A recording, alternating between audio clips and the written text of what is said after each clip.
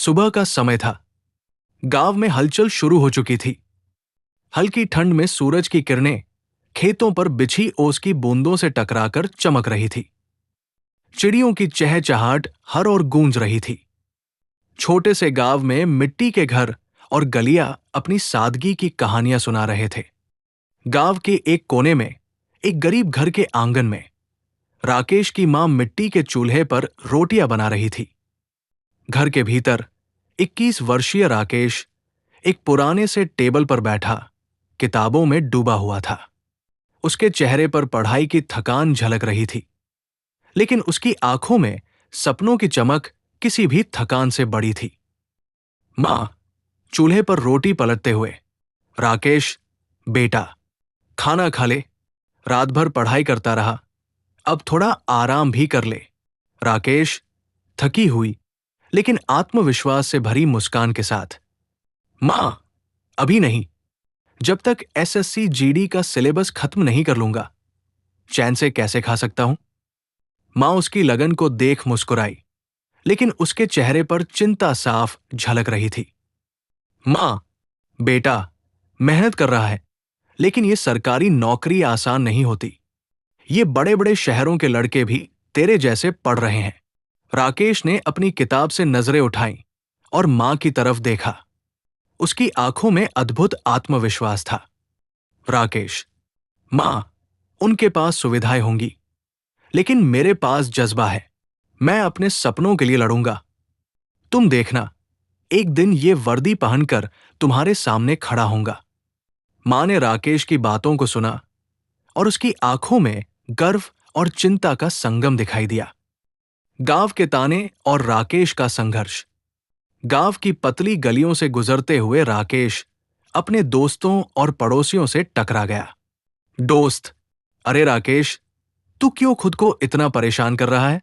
यहां तो लोग खेती करते हैं। तू भी बापू के साथ काम कर।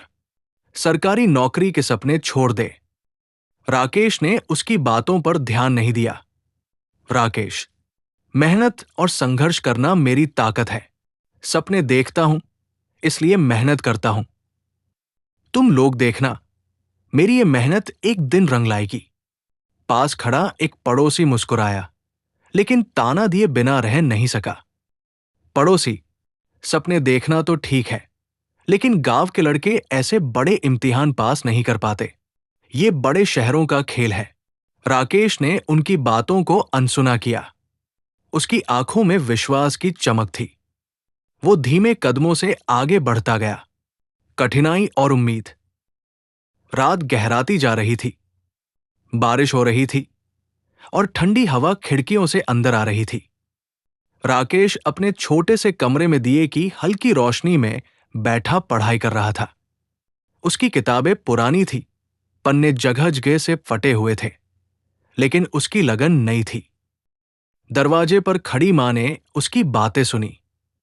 उसकी आंखों में गर्व और ममता का भाव था। उसने धीमे से अपने आंसू पोंछे और वापस चली गई। परीक्षा और परिणाम। कुछ ही दिनों में परीक्षा का दिन आ गया। राकेश ने आत्मविश्वास के साथ परीक्षा दी। उसके चेहरे पर मेहनत का असर साफ दिख रहा था। परीक्षा के बाद वो घर लौट आया और अगले कुछ महीनों तक रिजल्ट का इंतजार करता रहा। एक सुबह गांव में डाकिया आया। वो सीधा राकेश के घर पहुंचा। डाकिया, राकेश, तेरा रिजल्ट आ गया। राकेश ने कांपते हाथों से लिफाफा खोला। जैसे ही उसने रिजल्ट देखा, उसकी आंखें खुशी से भर गई। राकेश जोर से, मां, मैंने कर दिखाया। मेरा एसएससी जीडी में सिलेक्शन हो गया। मां ने खुशी से उसे गले लगा लिया। उसकी आंखों से आंसू बहने लगे। पूरे गांव में खुशी की खबर फैल गई। जिन लोगों ने कभी उसका मजाक उड़ाया था, वे अब उसकी तारीफ कर रहे थे। कुछ ही महीनों बाद राकेश वर्दी पहने हुए गांव लौटा। उसकी चाल में आत्मविश्वास था और उसकी आंखों में सपनों को सच करने का गर्व। गांव के लोग उसे देखने के लिए इकट्ठा हो गए।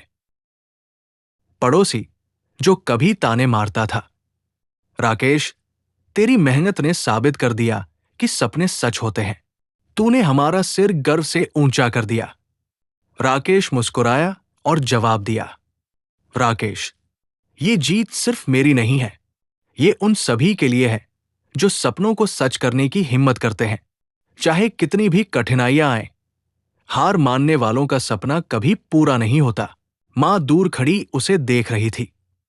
उसकी आंखों में खुशी के आंसू थे। राकेश ने मां की तरफ देखा और मन ही मन कहा, यह सब तुम्हारी दुआओं की वजह से है मां। बैकग्राउंड में देशभक्ति का संगीत बजने लगा। राकेश का सपना अब पूरा हो चुका था और उसका संघर्ष दूसरों के लिए प्रेरणा बन गया था। अगर सपनों में ताकत हो और दिल में भरोसा हो तो कोई भी मंजिल दूर नहीं।